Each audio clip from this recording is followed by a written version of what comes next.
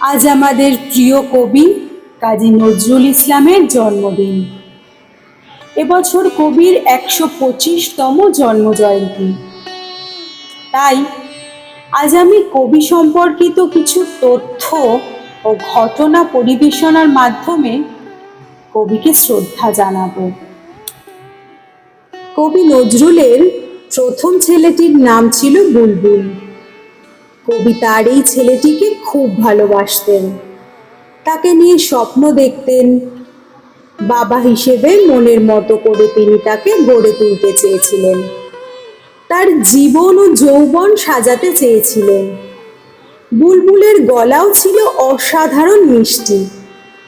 কবির সাথে যারা আড্ডা দিতে আসতেন তারাও তাকে আদর করতেন, তার মুখের কথা শুনে অবাক হতেন।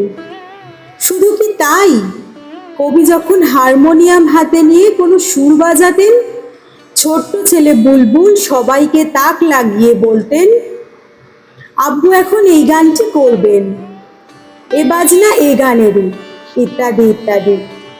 তার গলায় গান শুনে অবাক হয়েছিলেন তৎকালের কবি বন্ধু বান্ধবরা।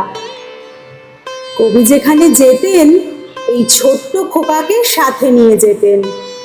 বুলবুলকে নিয়ে কেটে যেত তার হাসি আনন্দে ভরা উজ্জ্বল সময়গুলো। বাধা বন্ধনহীন কবির ছন্নছাড়া জীবন ধীরে ধীরে সুশৃঙ্খল হয়ে উঠছিল বুলবুলকে ঘিরে। জন্মের পর থেকে দুঃখ যার নিত্যসঙ্গী, সেই দুখুমিয়া কবি নজরুলের কপালে এ সুখ আনন্দ বেশি দিন সইল না। অল্প বয়সে কবির ছেলেটি অসুখে ভুগে চলে গেল পরপারে।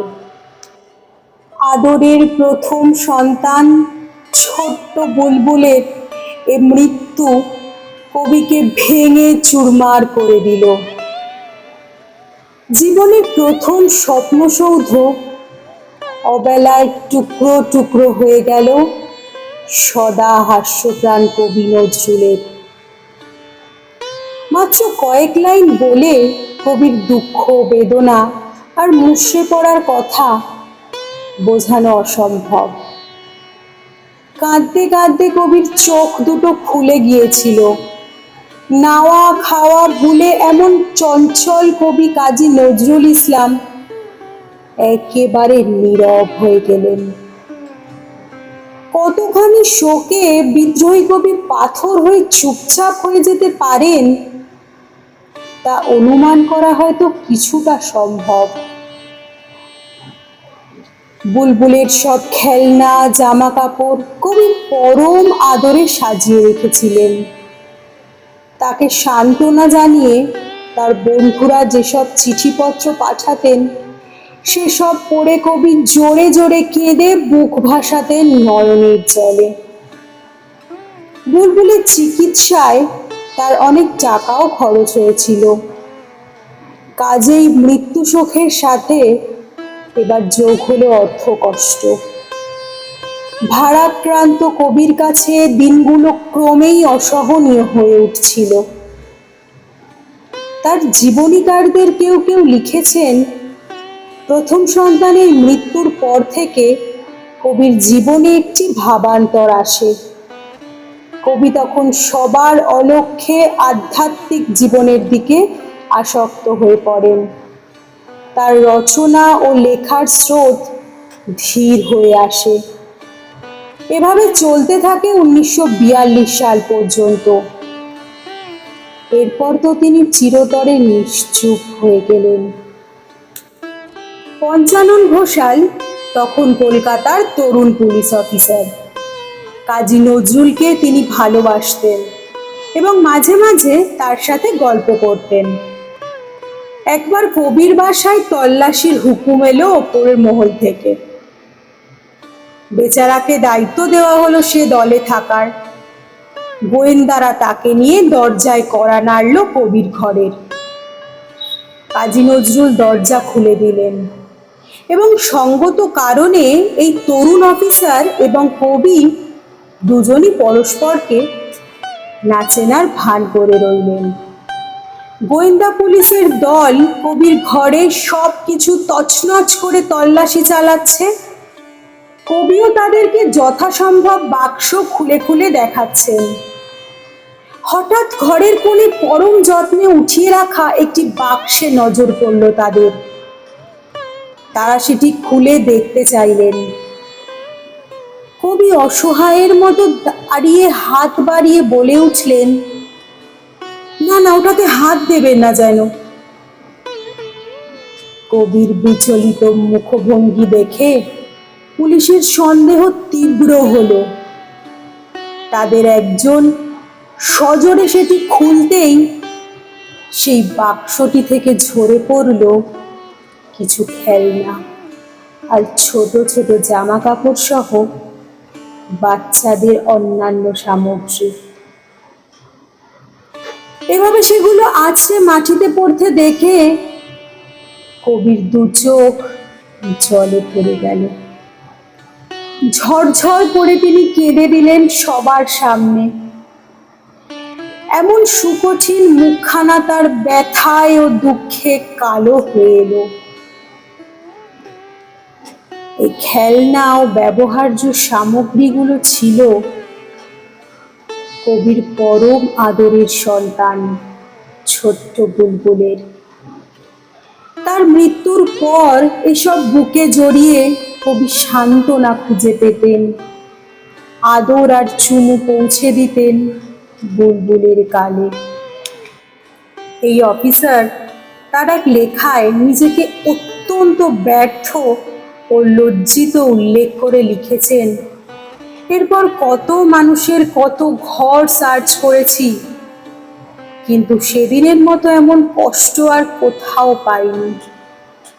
নজরুল লিখলেন তার বুলবুলকে নিয়ে, আমার কাননের বুলবুলি উড়ে গেছে, যে দেশে গেছো তুমি সে কি বুলবুলিস্তান ইরানের চেয়েও বেশি সুন্দর।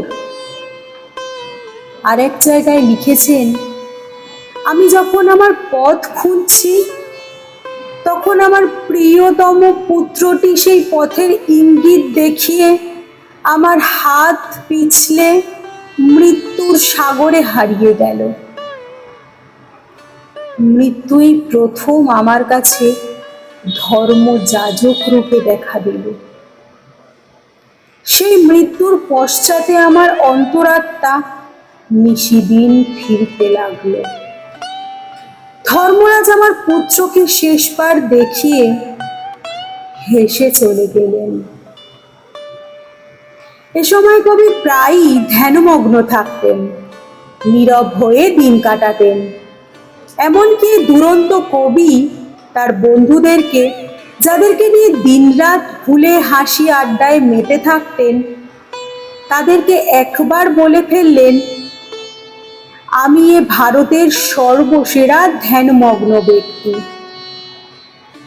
কবির জীবনে বুলবুলের মৃত্যুতে যে ধাক্কা লেগেছিল তা তিনি নির্বাক হওয়ার আগ পর্যন্ত আর ভুলতে পারেননি। কবিতার আগুনে জ্বালাময়ী লেখায় তার ভরাট গলার টানে যে কবি পুরো বাংলাকে জাদুগ্রস্ত করে মোহময়ী করে রাখতেন, এমন বিদ্রোহী আর অশান্ত কবি নজরুলের মমতাময় মনের এমন প্রকাশ দেখে তার বন্ধুরাও নিশ্চুপ হয়ে থাকতেন। এই তো গেল দুখু মিয়ার জীবনের দুঃখের কাহিনী।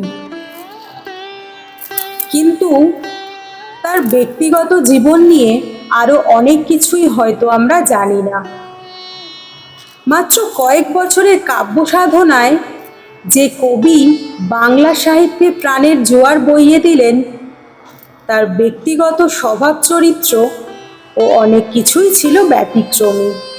কবিতায় তার যে সত্তা আমরা দেখতে পাই, এর সাথে অনেক পার্থক্য ছিল তার খেয়াল খুশির। মুসলিম ভারত নামের একটি পত্রিকায় নজরুল লিখতেন। সেখানে পত্রিকাটির জনপ্রিয়তা ছিল আকাশ ছোঁয়া। কলকাতার এক বাদ্যযন্ত্র ব্যবসায়ী কবি নজরুলের কাছে এসে বায়না ধরল একটি বিজ্ঞাপন লিখে দিতে। কোম্পানির নাম জোয়াকিন অ্যান্ড সন্স। তাদের নির্মিত হারমোনিয়ামটির জন্য কবি নজরুল তখনই কাগজ কলম নিয়ে বসে লিখে ফেললেন এই বিজ্ঞাপনটি। কি চান? ভালো হারমোনি? কাজকে গিয়ে যান মানে? আসুন দেখুন এইখানে, যে সুর যেই গানে, গান না কেন দিব্যি তাই, মিলবে আসুন এই হেথাই, কিন্নি কিন জোয়ার কিন। এছাড়াও কলকাতার পার্ক সার্কাস এলাকায় আরেকটি কোম্পানি ছিল বাহাদুর কোম্পানি। এটিও বাদ্যযন্ত্র হারমোনিয়ামের ব্যবসা করত। পত্রিকায় জোয়াকিন কোম্পানির বিজ্ঞাপন দেখে তারাও ছুটে এলো কবি নজরুলের কাছে। তাদের দাবি, আমাদের জন্য লিখে দিন এমন একটি বিজ্ঞাপন।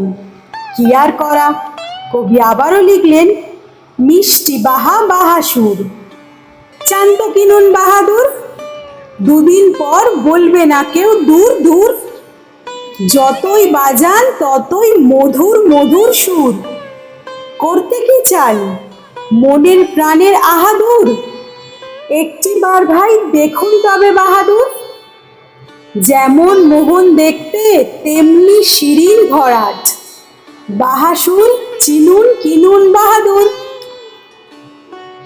আজ সাম্যের কবি, চারণ কবি কাজী নজরুল ইসলামের জন্মতিথিতে একটি কবিতার নির্বাচিত অংশ আমি পাঠ করছি। জানি তুমি কথা কইবে না, গান গাইবে না, মৌন ভঙ্গ হবে না এখানে, আরো জানি এ মৌন তোমার ব্যাধি নয়, এ তোমার যোগ, এ যোগ ও সমাধি। তবু একবার চোখ চাও, একবার কথা কয়ে ওঠো, দেখো চেয়ে দেখো, মাঠের মানুষ, কলের মানুষ, দিন খাটা দিনাতি দিন মানুষ, তোমার কাছে আজ তারা দাঁড়িয়েছে ভিড় করে। বলো, গান গেয়ে ওঠো, একবার একবার কথা কয়ে ওঠো।